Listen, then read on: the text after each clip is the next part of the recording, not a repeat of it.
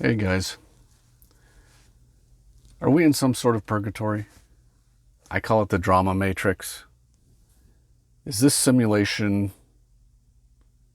the midway point between two worlds, or is it just that crazy because God wanted it to be this crazy out here in this world?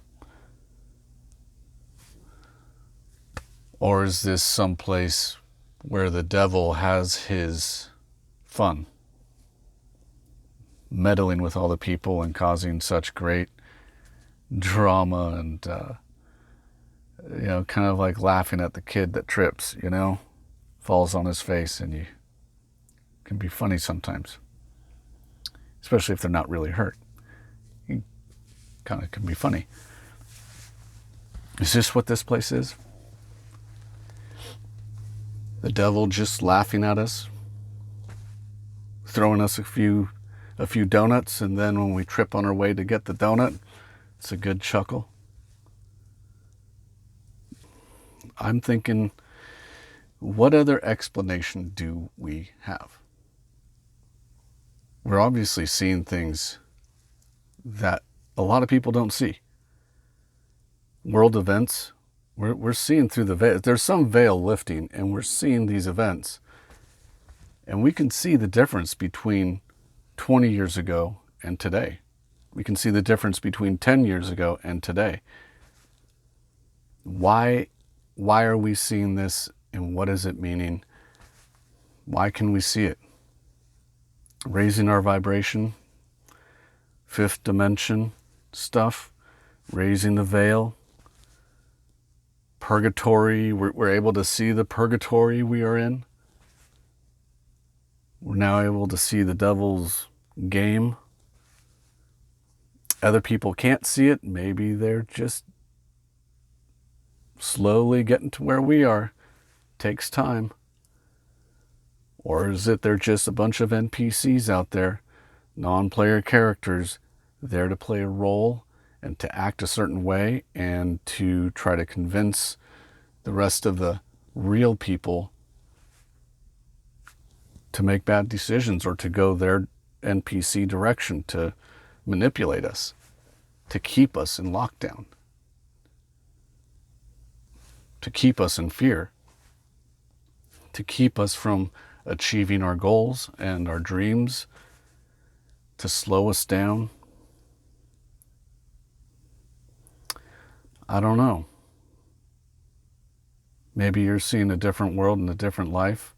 And maybe you're a real person and you're like, I'm no NPC, and I believe that this isn't a simulation. And well, that's great.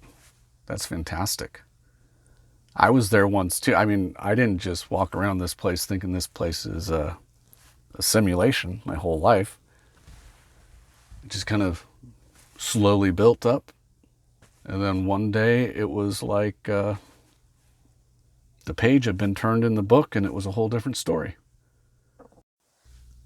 And just because I call this place a simulation doesn't mean that I don't correlate that with the Bible. In the Bible it says God created heaven and the earth.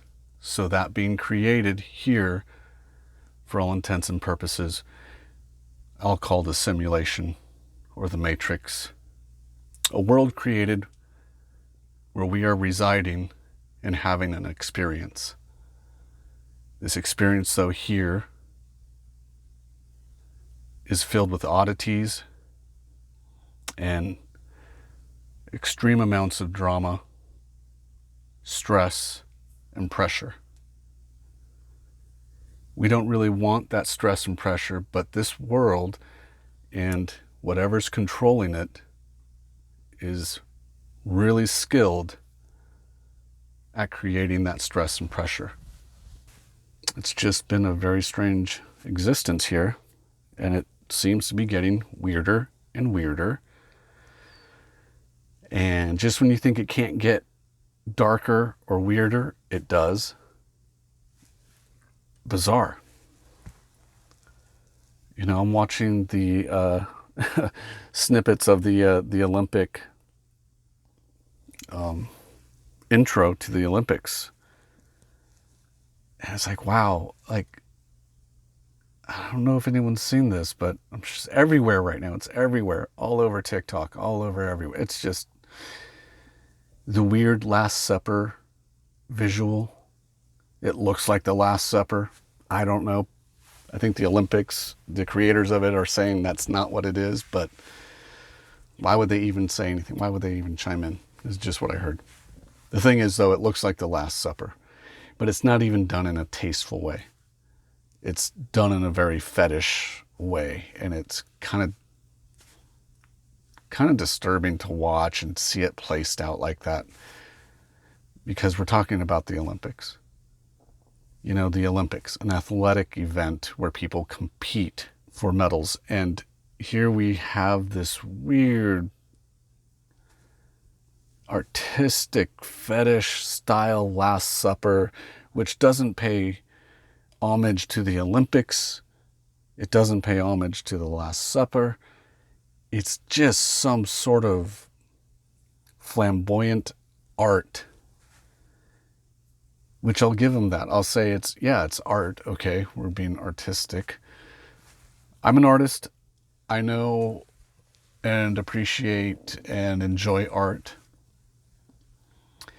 But when something like that is placed over the Olympics, it just seems like the wrong place to put that.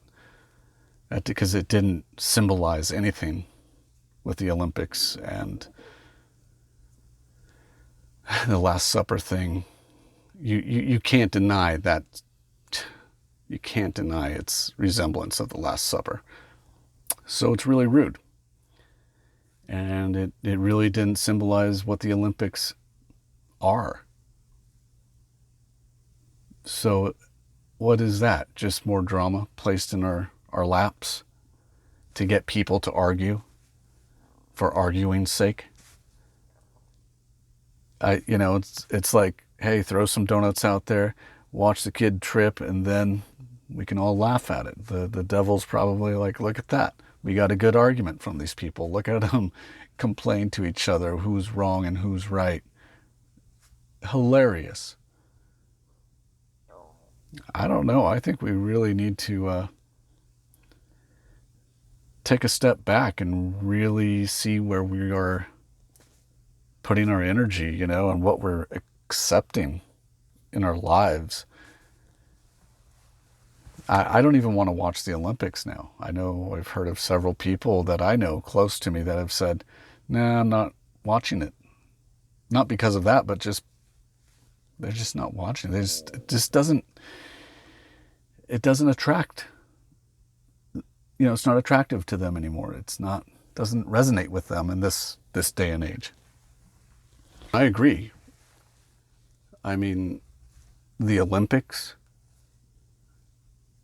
are we getting that feeling like that's archaic type of thing? Like it's like the Miss America contest from years ago. People would watch Miss America contest. Oh, it was a big thing on television in the 80s and 70s, right? Who watches that now? Is it even still on? Because it's pointless. It doesn't fit this world anymore. It's like some bad wallpaper on an old house. You get rid of it. In the Olympics, I'm sorry. For anyone that loves Olympics and wants to be an Olympic athlete, get a gold medal, bronze. I'm sorry, the Olympics seem like yesterday's news. What's the point in watching it? I mean, it just doesn't resonate. This doesn't seem to fit with this world anymore. And then with that little intro, it's bizarre as heck. I mean, just the whole thing with that was like, you can make a whole conspiracy out of it. Why? You could have put something really tasteful and really symbolic of the Olympics.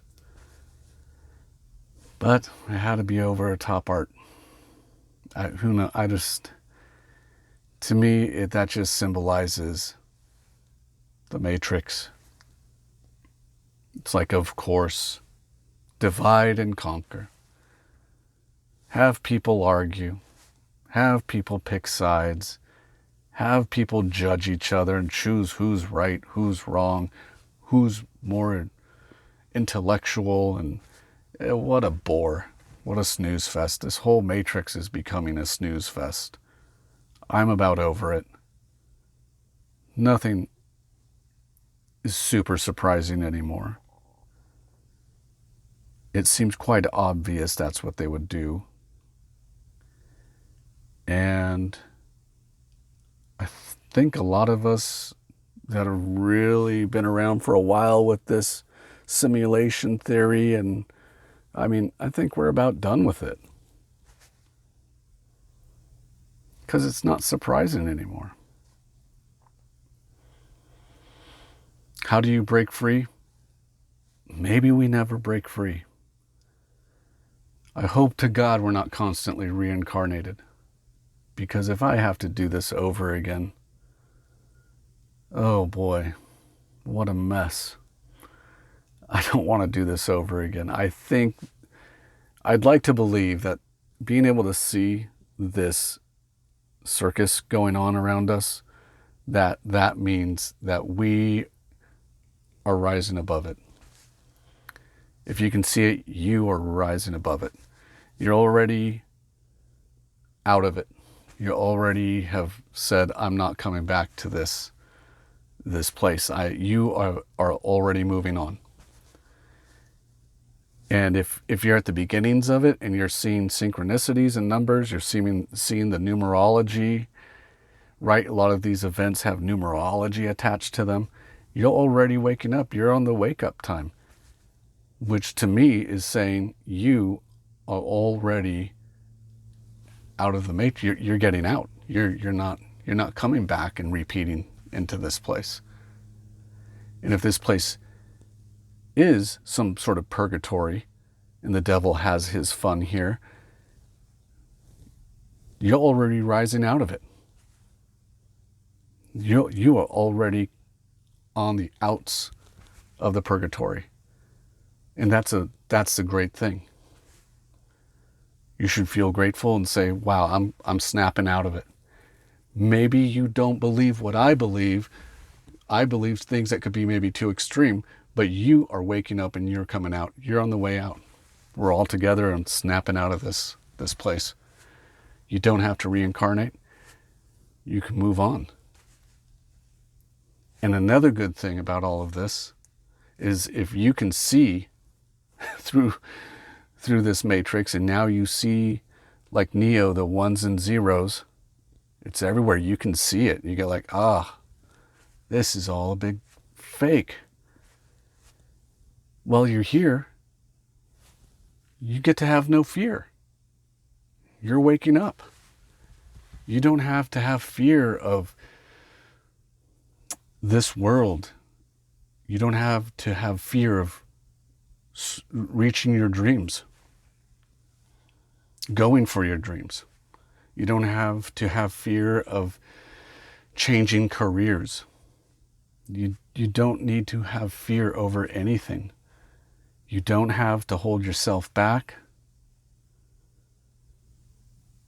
You take care of yourself, your family, your loved ones. And within that, have no fear. Because you're snapping out of it.